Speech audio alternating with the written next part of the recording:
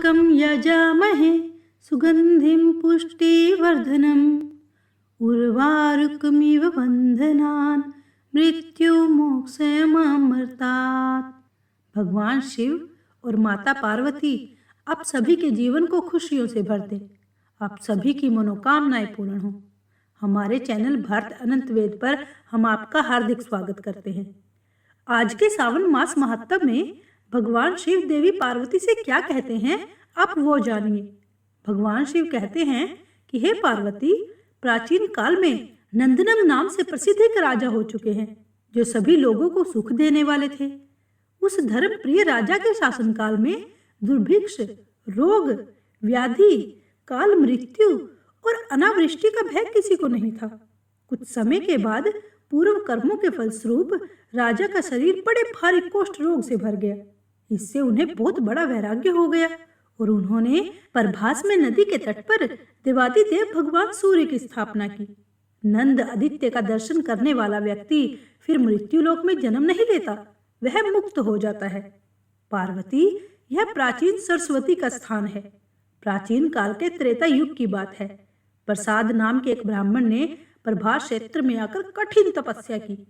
उन्होंने अत्यंत भक्ति भाव से भगवान सूर्य की आराधना की और वेदोक्त स्तुतियों द्वारा सत्वन किया।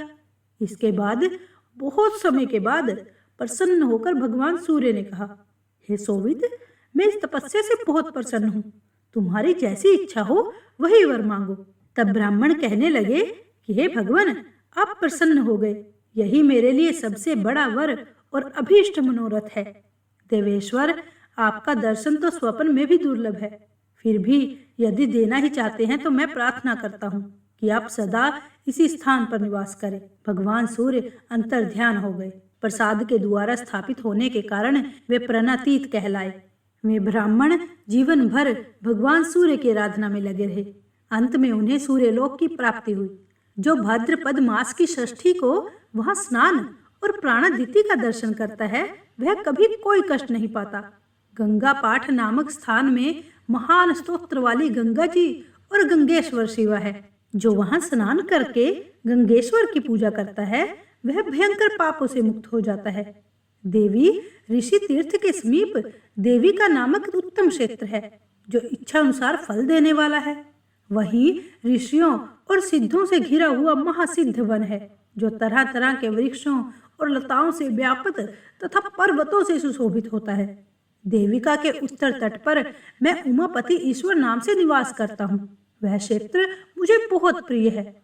महादेव जी कहते हैं कि हे पार्वती, वह मेरा विग्रह उमा नामक तुम्हारे विग्रह से युक्त है, इसलिए उमापति नाम से मेरी प्रसिद्धि हुई। जो मास की अमावस्या को वहां श्राद्ध करता है, उसका वह श्राद्ध अक्षय हो जाता है।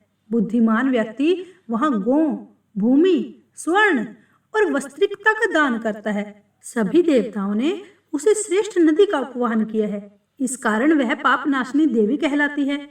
वहीं पर भगवान वाराह का दर्शन करना चाहिए।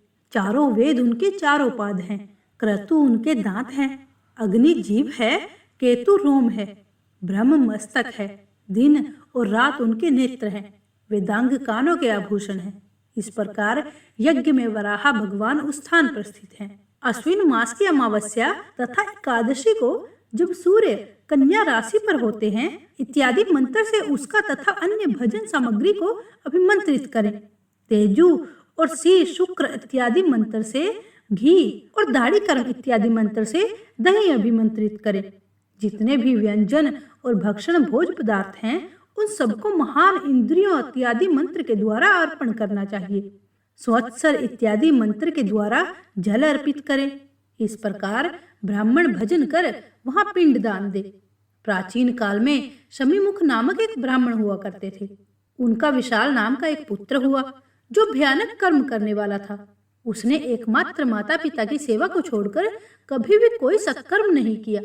इसके बाद बहुत लंबे समय के बाद उनके माता पिता बहुत वृद्ध हो गए और जब उनकी मृत्यु का समय निकट आया, तब वे रोग आदि से बहुत व्याकुल थे।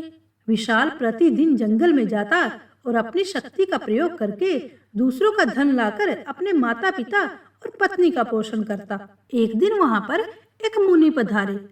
उन्हें देखकर विशाल ने डंडा उठा लिया और कठोर वचनों द्वारा उन्हें धमकाने लगे, परंतु मुनि परम शांत थे। ढीला पत्थर और स्वर्ण को एक समान ही समझते थे। शत्रु और मित्र के प्रति उनके मन में एक जैसा भाव था और राग द्वेष से वे वहीन थे।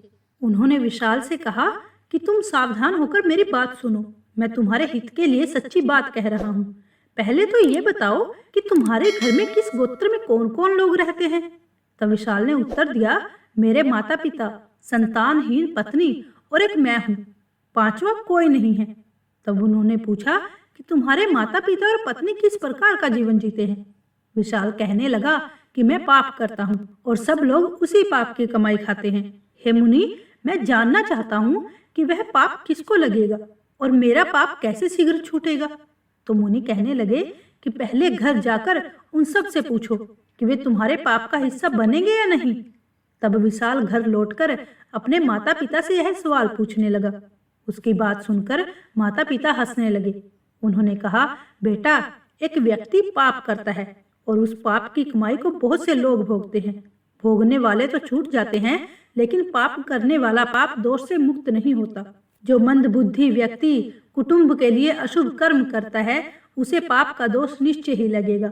माता पिता की ये बात सुनकर विशाल को मानहीनता का अनुभव हुआ और उसने निकट जाकर अपने माता पिता से कहा, मैं तो आप लोगों के लिए ही पाप करता हूँ, इसलिए आप इसके किसी अंश का भोग करेंगे कि नहीं।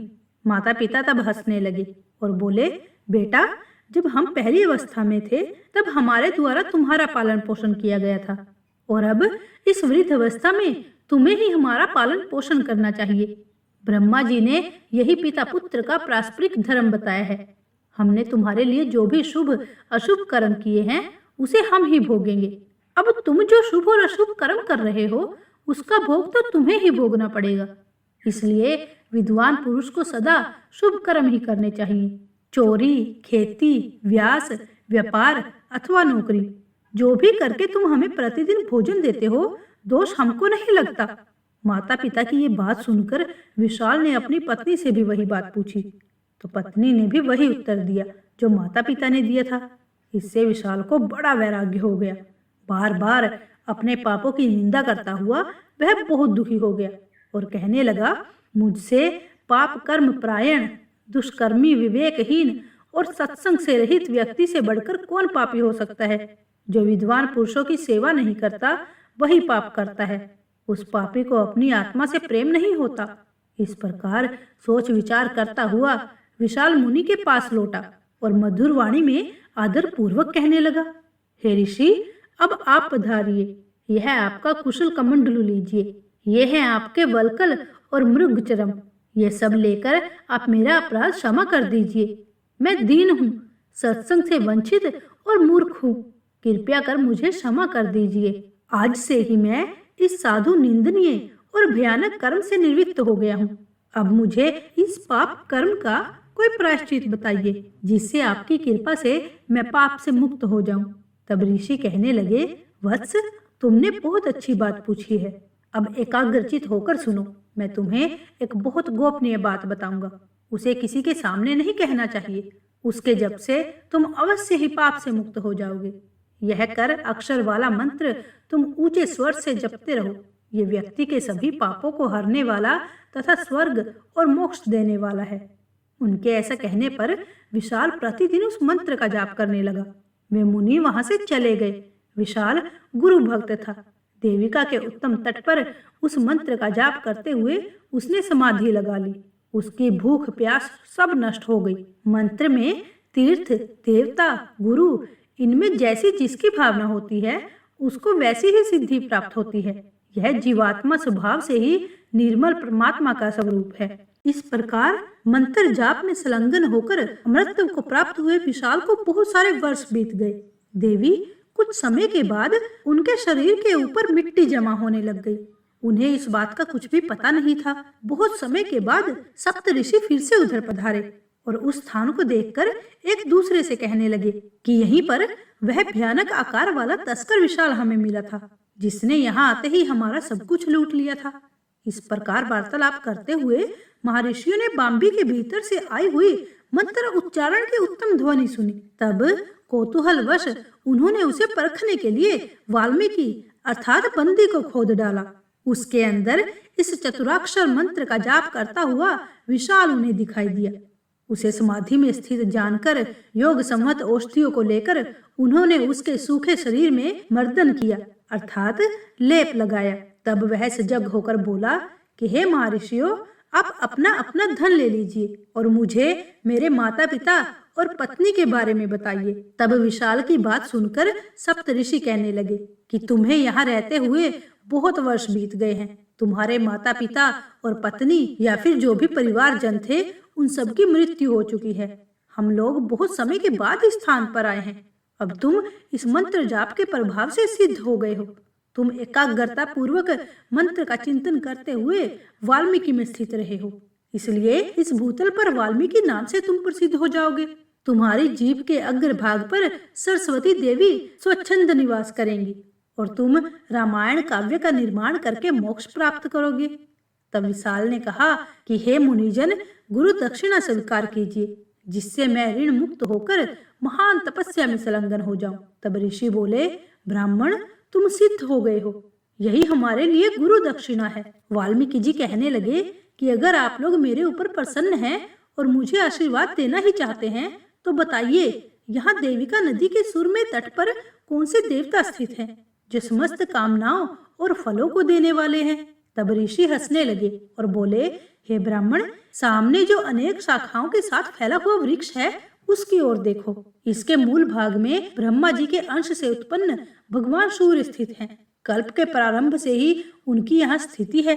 वही इस क्षेत्र के देवता हैं। उनकी आराधना करो। यहाँ 2 कोष तक का स्थान सूर्य क्षेत्र कहलाता है। यहाँ रहने वाले को निश्चय ही स्वर्ग लोक की प्राप्ति होती है। उनकी बात सुनकर वाल्मीकि जी ने भगवान सूर्य की आराधना शुरू की।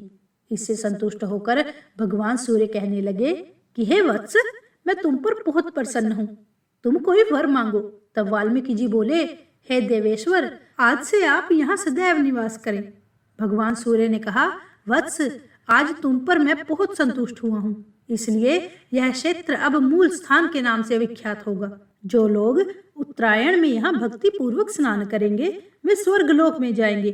विपर्व तिल मिश्रित जल से यहाँ तर्पण करने पर पितरों को गया श्राद्ध के समान संतोष प्राप्त होगा। जो व्यक्ति भक्ति पूर्वक सांग, मूंगफली या फिर गुड़ से यहाँ श्राद्ध करेंगे वे मोक्ष को प्राप्त होंगे। कीट, पतंग, पशु, पक्षी तथा मृग भी प्यास से पीड़ित होकर यहाँ के जल का स्पर्श करने मात्र से परम गति को प्राप्त होंगे। श्रावण मास की पूर्णिमा को तुम्हारे स्नेहवश मैं यहाँ विशेष रूप से निवास करूंगा।